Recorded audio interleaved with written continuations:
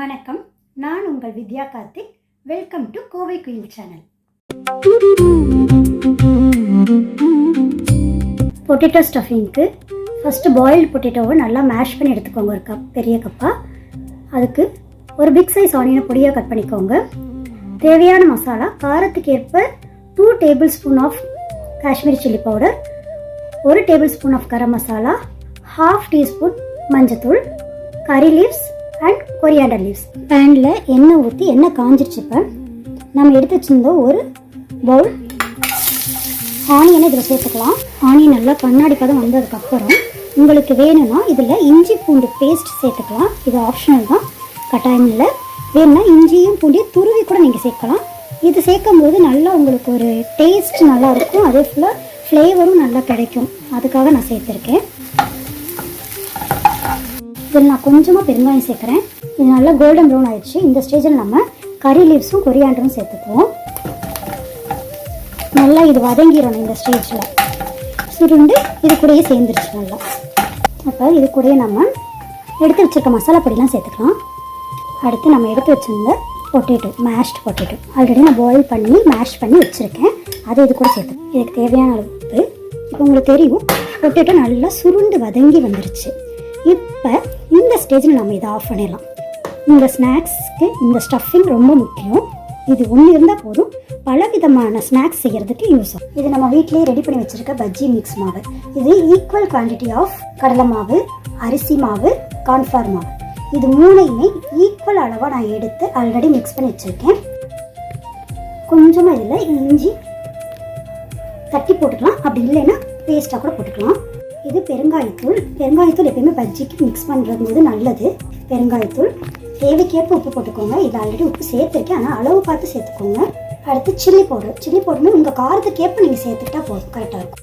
இதை ஜஸ்ட் ஒரு தடவை மிக்ஸ் பண்ணிக்கோங்க. மிக்ஸ் பண்ணிவிட்டு இதை தண்ணி ஊற்றி திக் பேஸ்ட்டாக மிக்ஸ் பண்ணணும், ஏன்னா நம்ம பஜ்ஜி செய்ய போகிறோம். இப்போ இந்த மிக்ஸில் கொஞ்சம் கொஞ்சமாக தண்ணி சேர்ப்போம். ரொம்ப தண்ணி சேர்த்துக்கூடாது, கொஞ்சம் கெட்டியாக தான் இருக்கணும். இது மிளகா மட்டும்தான் இருக்குது, சீடு இருக்கக்கூடாது. சீடு இருந்தால் ரொம்ப காரமாக இருக்கும் உங்களுக்கு சாப்பிடும்போது. அதனால் இதில் நான் எல்லா மிளகாயில் இருக்க சீடையும் எடுத்துட்டேன்.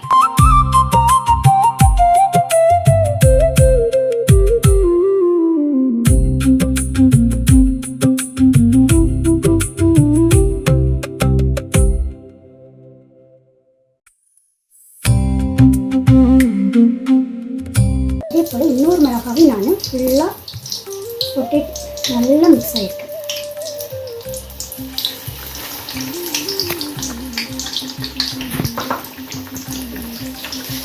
நம்ம எடுத்து வச்ச பொட்டேட்டோ ஸ்டஃபிங்கை சின்ன சின்ன பாலாக உருட்டி வச்சுருக்கேன். அது பக்கத்தில் நம்ம ஆல்ரெடி கலக்கி வச்சுருக்க பஜ்ஜி மிக்ஸ் மாவு, அதுவும் ரெடியாக இருக்குது. இதை நம்ம இப்போ உருளைக்கிழங்கு போண்டாவும் இந்த ஒரு டிஷ் செய்ய போகிறோம். இந்த போல்ஸை நான் டிப் பண்ணிவிட்டேன், மாவில் டிப் பண்ணி அழகாக இதில் ப்ளேஸ் பண்ணிடலாம். இப்போ நம்ம ஒரு 10 பீஸு பானிபூரி ஃப்ரை பண்ணுற அப்பளத்தை எடுத்து வச்சுருக்கோம். இதை இப்போ நம்ம ஃப்ரை பண்ணிக்கலாம். நல்லா புஷ்ஷுன்னு வருங்க பூரி.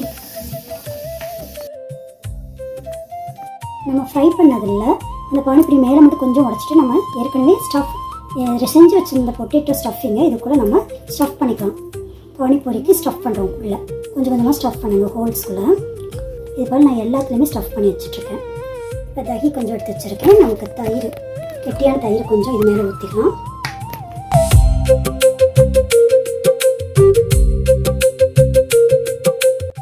இது மேலே நான் எடுத்து வச்சுருந்துருக்கேன், அது மேலே கொஞ்சம் கொஞ்சம் சேர்த்து. இதுக்கு மேலே உங்களுக்கு வேணும்னா கொஞ்சமாக கார சட்னி இல்லை ஸ்வீட் சட்னி எது வேணாலும் ஸ்ப்ரெட் பண்ணிக்கலாம், உங்களோட இஷ்டம்தான்.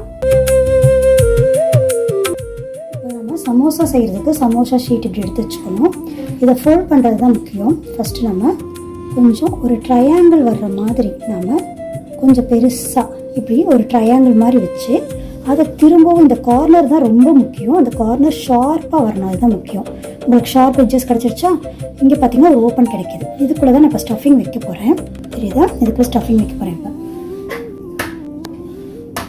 இதுக்குள்ளே ஸ்டஃபிங் வச்சாச்சு. இப்போ இதை நம்ம வந்துட்டு ஃபஸ்ட்டு கொஞ்சம் மைதாவை கொஞ்சமாக தண்ணி ஊற்றி நான் ஒரு பேஸ்ட் போல் ரெடி பண்ணி வச்சுருக்கேன். அதை வந்து இந்த கார்னரில் மட்டும் ஜஸ்ட் அப்ளை பண்ணி க்ளோஸ் பண்ணும்போது அப்போ தான் ஒட்டும், அதனால் அப்படி பண்ணுறோம். இந்த சைட்ஸ் எல்லாம் ரொம்ப முக்கியம். ஸ்டஃபிங் நல்லா உள்ளே போட்டோம்.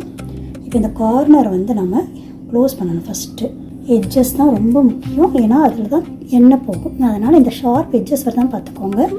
இதை கரெக்டாக க்ளோஸ் பண்ணுங்கள். இப்போ பார்த்தீங்கன்னா எக்ஸ்ட்ராவாக ஒரு பிட்டு வருது பார்த்தீங்களா, இந்த பிட்டை வந்து நீங்கள் இப்போ க்ளோஸ் பண்ணிங்கன்னா அழகாக க்ளோஸ் ஆகி உங்களுக்கு ட்ரையாங்கிள் நல்லா கிடச்சிரும்.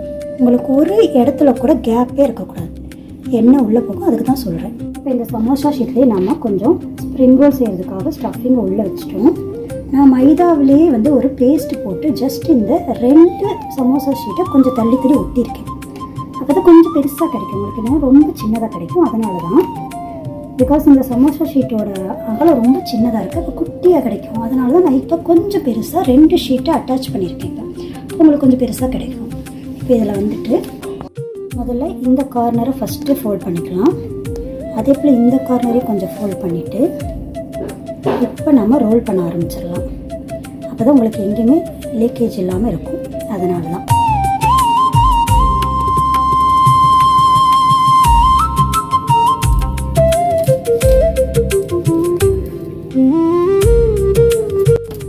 இந்த எட்ஜஸ் மட்டும் கொஞ்சம் மைதா மாவு போட்டு அப்படியே ரோல் பண்ணி நம்ம எடுத்து வச்சிடலாம்.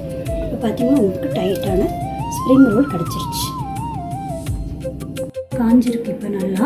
இதில் நம்ம ஒவ்வொன்றா பார்த்து சின்ன சின்னதாக உள்ள போடலாம். நான் ஃபஸ்ட்டு ஸ்ப்ரிங் ரோல் போடுறேன். நல்லா பார்த்தீங்கன்னா 2 பக்கமும் ஃப்ரை பண்ணி எடுக்கும்போது நல்லா ஒரு கோல்டன் ப்ரௌனில் வரும். பொறுமையாக ஒரு 2 மினிட்ஸாவது இது குக் பண்ணுறதுக்கு அப்படியே திருப்பி போட்டுக்கிட்டே இருக்கணும். எல்லா பக்கமும் ஈவனாக ஒரு ப்ரௌன், கோல்டன் ப்ரௌன் அந்த மாதிரி கலர் சேஞ்ச் ஆச்சுன்னா நீங்கள் எடுத்துருங்க. பாருங்கள், எல்லாமே ஒரே மாதிரி ப்ரௌன் ஆகிருக்கு. நல்லா கோல்டன் ப்ரௌனில் நல்லா வெந்திருக்கு. மடித்து வச்சுருக்க சமோசா ஒவ்வொன்றா நம்ம உள்ளே போட ஆரம்பிச்சிடுவோம். அடுத்த சமோசா 3 சமோசா மட்டும் வச்சுக்கலாம். நல்லா ட்ரையாங்கிளாக எதுவுமே லீக் ஆகாமல் சூப்பராக சமோசா முறுமுறுன்னு ஃப்ரை ஆகிடுச்சு. எடுத்துடலாம். இப்போ நம்ம ஃப்ரை பண்ண சமோசா எவ்வளோ கிறிஸ்பியாக இருக்குன்னு பார்க்கலாமா?